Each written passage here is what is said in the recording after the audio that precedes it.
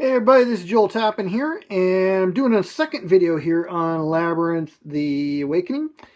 I am in the middle of a solitaire session here, and it's actually come down to the last turn, last hand of cards. There's not enough cards left in the deck to replenish, so this is going to be it.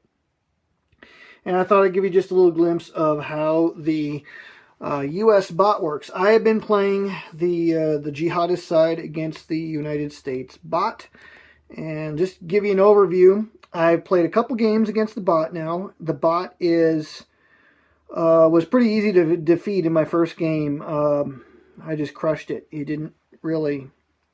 I've never seen a bot have such terrible luck. And so I decided, well, let's have a second game. And this game has been the complete opposite end of things until this last turn.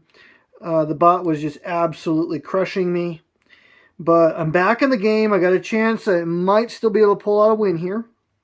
So just giving you the situation, the US did start soft. This is the Arab Spring scenario with the stacked deck, so using the Awakening rules, of course. The US started soft. The world was like too hard. They flipped it quite a bit over, so there's no GWAT penalty there.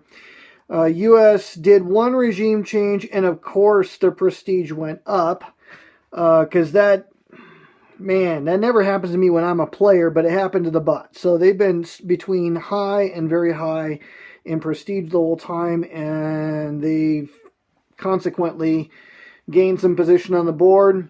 I was able to lure them into a civil war, a costly civil war in Yemen, but they eventually ended that civil war with the help of NATO and some UN peacekeepers in addition to US troops. US troops were an overstretch, but only briefly. The bot did end up taking troops out of Iraq, actually, in order to get them back into war status rather than overstretch. Over in Indonesia, Indonesia's good. Yemen's good, Gulf states good, and that is the situation. Iraq is still a fair ally, but the reaction there, a reaction marker there, will make that a -1 modifier to any war of ideas. Afghanistan is poised to go good, and there's some militia there left over from regime change. Regime change ended by way of an event, and because governance didn't go good, the militia stayed. Looked like I was going to get a major jihad going in Algeria, Tunisia, but can you believe it? Even with reaction tokens there with a net -1 modifier, rolled 3 dice, and I rolled 2 6s and like a 2. So that's how besieged regime got there, but I failed in the jihad. The alliance, or the alignment, went to ally. And as a consequence of that, the very next card the bot played against me threw militia into there. And so militia count just like troops do in terms of, can I do war of idea, or can I do major jihad or not? And so that just, I couldn't do a major jihad there, so I ended up sending everybody into Libya. I finally got an Islamist ruled country just like 2 turns ago. It took most of the deck for me to get finally one Islamist rule. I've been dealing most of the game with very poor funding until last turn. I was able to get Egypt into Islamist rule, and so I got the thing rolling. And now I'm trying to get everybody into Saudi Arabia because I have 2 reaction counters there, and this might be my meal ticket. So if I can hang on to these 2, get this guy, I'll win the game. But here's the tricky part. The bot has just absolutely been crushing me, and there's no telling what he's going to do next. So I ended up leading off this hand with 2 cards. First of all, I played an oil embargo to knock prestige down a notch on the track, and place 1 reaction in a Shia mixed country, and Iran is no longer oil exporter. So Iran is irrelevant at this stage of the game anyways. This is just a 1-deck game. So I put 1 reaction marker into Saudi Arabia, so there's a total of -2 now to major jihad, or to any kind of jihad roll, and a -2 to any war of ideas. So that's good. My second card was then to play Arab Winter, which, let me zoom in a little bit here so you can see the text. Removes an awakening marker from up to 2 separate countries. So what I did is I pulled awakening markers out of Iraq. Let me get to focusing. And Afghanistan. Those are the 2 countries I pulled awakenings out of to make it harder for War of Ideas to work there. And then it says no more awakening or reaction markers may be placed this turn, okay? Because the U.S. has been killing me with that crap the whole game. So that's our situation at present. So here we go. Just like the Jihadist bot works, you pull a card off the top of the deck, and you don't look at these in advance. So I have no idea what's in their hand of cards. So we reveal card number 1, and it is a non-aligned 2-up card, Prisoner Exchange. So first thing I'm going to do is I'm going to come over to my charts here. I'm going to take a chart that says the numbers of the cards on them, and I'm going to look at its card number 229. So we look for card 229, Prisoner Exchange. And we are playing with the US bot, so we look at the blue section here, and it says treat as unplayable. So I don't even have to worry about card text here. So now I'll go back over to the flow chart. There's 2 sides to this. If there's any plots on the board, we start here. But there's no plots right now because I haven't been able to get anything going with that. And in fact, I pulled my cadres out where he's got troops because I don't want him milking prestige this turn. Okay, we start here. Is reassessment possible? So we're going to look at this. Reassessment, all 3 of these have to be true. Is it the first card of action phase and another card in U.S. player hand? Yes. First card, ops plus reserves greater than or equal to 3? Yes. The U.S. has 2 reserves right now. You might ask, how is that possible if it's the start of a turn? That is because the bot never loses its reserves at the end of a turn. So it gets kind of nerfed that way. All right. So he's got enough ops plus reserves. U.S. is soft and Islamist resources greater than or equal to 2.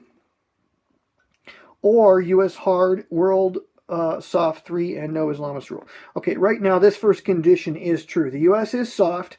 Islamist resources is greater than or equal to 2 right now. I actually have a total of 4 jihadist or Islamist resources. So it looks like the U.S. is going to reassess. So we're going to attempt a reassessment. They're going to play this card right here into here.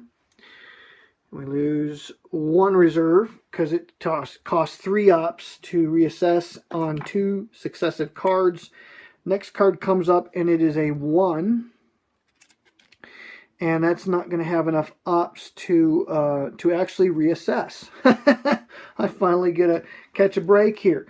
So I'm going to actually have to stop the video at this point and take a look at the rule book real quick because I don't remember exactly what happens if the reassessment fails on the second card.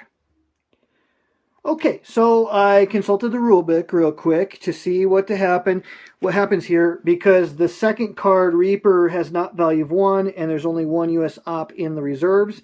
So the total ops between the 2 cards is less than 6. So the reassessment fails. What the instructions say to do is replace that second card back down, go back over to the first card, and go back to the flow chart. So here we go. Using the post-alert resolution. Reassessment possible? No. Playable non-jihadist event. It says treat the event as non-playable. So we already saw that according to this chart. So we go down to no. Disrupt at Muslim with at least 2 more cells than troops and militia. I don't think that is possible anywhere on the board. No. I haven't encountered that actually yet. They seem to outnumber me everywhere. Anyways, Islamist rule greater than 3 and regime change possible. No, the U.S. is still soft. War of ideas in Muslim with die roll modifier greater than or equal to 0. Yes, that condition is indeed possible. So we're going to do war of ideas, Muslim at highest possible die roll modifier. And we have up to 3 ops to spend because, again, we have U.S. Actually has a full reserve. We didn't actually, in fact, use that. So Let's look. Where do we have the best possible die roll modifier? Looks like Syria. Syria is going to be -1 going to good.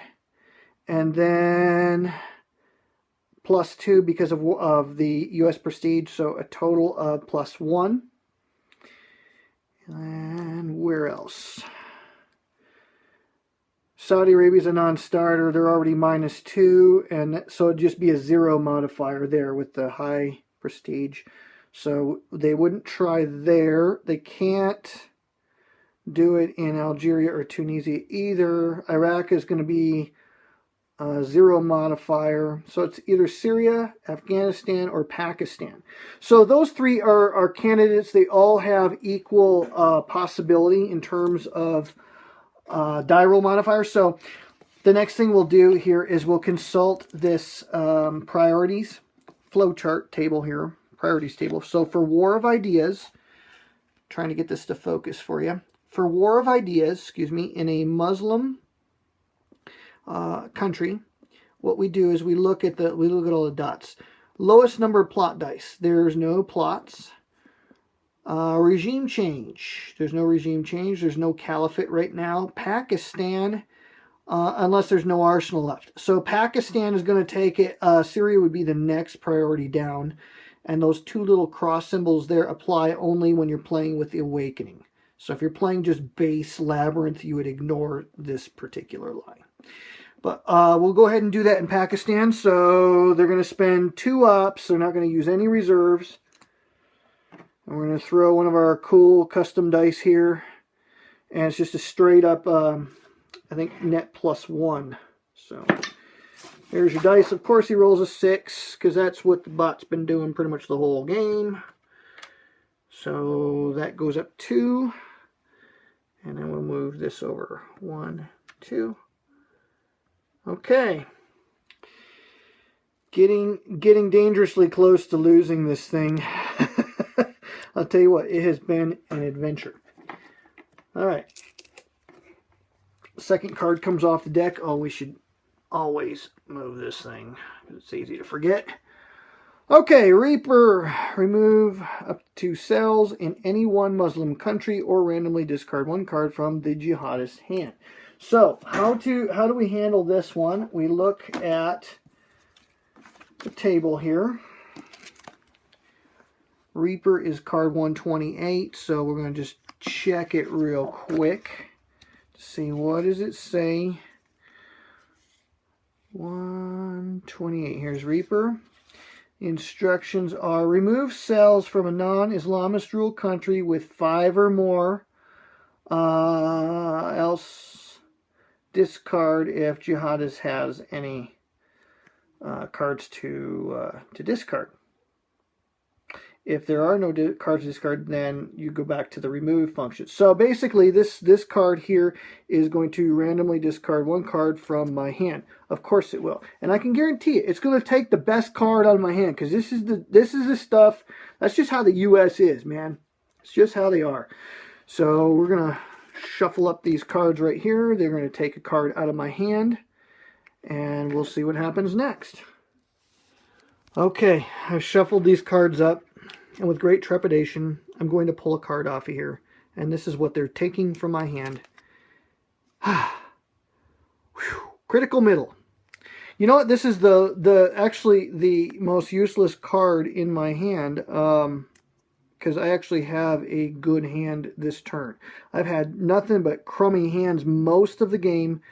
I finally got a good hand. And they took a card of 0 consequence out of my hand. So this one here really wasn't going to help me this particular turn. So this card's going to get discarded, and you'll notice it says special after playing or discarding. Place this card face down in the approximate middle of the draw pile. So I'm going to do that now. The draw pile's almost exhausted, so it really doesn't matter what happens to this thing because it's not going to get drawn again. But we'll just go ahead and do that. Okay. Dodged a bullet. So that's 2 cards played for them, and now we come back over to my turn, and this is what I'm holding. I have a terrorist in my hand here. I got Zawahiri. And I've got agitators, jihadist videos, and I got Ferguson. Sharia is a card that I'm probably going to have to bury with plots. I'm reluctant to just play this thing. It removes a besieged regime, but I may need besieged regime, so I'm holding on to that one till later on. I'm not sure I want to use Ferguson. Ferguson, what this does is it's a lapsing event that when it's in play, when it's in the lapsing, marked with a lapsing marker, basically I leave it out there. I can use it to cancel a US event, so it doesn't hurt me.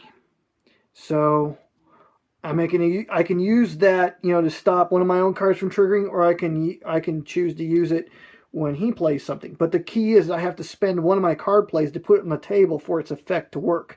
It's not a gotcha card that I can throw out of my hand when it's not my turn to cancel something. I actually have to play it on the table for its lapsing effect first. So that's a kind of a good pocket insurance thing. Jihadist videos is the card I'm going to use to try to do my major jihad in Saudi Arabia, but I need to raise some I need to get some support going there. So agitators. Search the discard pile, select, reveal, and draw any one card that causes civil war or allows regime change. So the problem I'm running into here is I would love to do a major jihad there. If I get it, I win the game. It's game over. But I got to get 2 cells in there, and then I got to roll 3 dice. I got great modifiers. But the thing is, he's dangerously close to winning the game himself. He is way too close. There's no more oil price spikes that can come out and get me. But he's 2 throws of the dice away from winning the game. The other thing he can do to crush me is he already tried to reassess once. So if he reassesses, he is going to come after Egypt and do a regime change.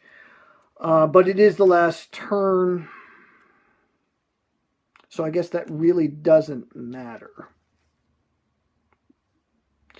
What I'm thinking about is if I pulled a card out of the discard and then just threw one of these countries maybe into civil war, that would be cool.